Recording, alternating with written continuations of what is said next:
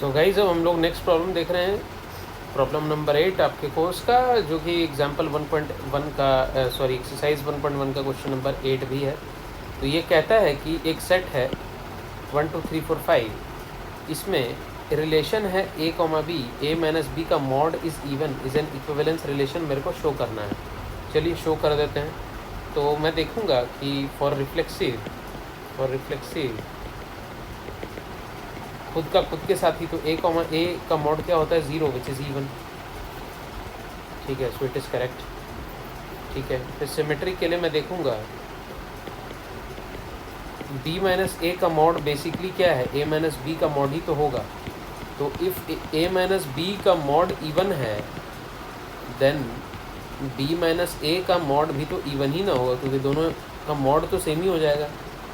तो इसका मतलब ये सिमेट्रिक तो है ही। Third problem basically stands for is transitive. तो a माइनस बी अगर इवन है एंड b माइनस सी अगर इवन है देन a माइनस सी क्या हो जाएगा, a minus B plus b minus C, उन दोनों का मॉड भी इवन ही होगा। ठीक है, क्योंकि दो इवन नंबर्स को सम करोगे तो इवन ही नंबर मिलेगा, चाहे वो नेगेटिव इवन नंबर हो या पॉजिटिव इवन नंबर हो। भाई हो सकता है ये नेगेटिव हो, ये हो सकता है पॉजिटिव हो, लेकिन है तो इवन ना। इवन और इवन, चाहे नेगेटिव हो चाहे पॉजिटिव हो, दोनों को सम करोगे तो इवन ही मिलेगा, बात ख़त्म।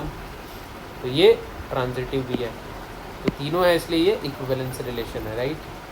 अब मेरे को दूसरा स्टेप क्या शो करना है, show that I have to show what I have to show exactly.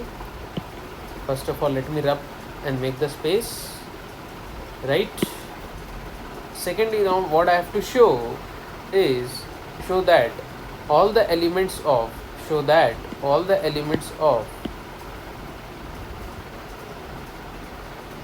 1 to 3 are related to each other but no element of 2 and 2 4 are related to each other। मतलब बेसिकली 1 का 3 के साथ देते हैं, तो 1 माइनस 3 का मॉड क्या है, इवन है।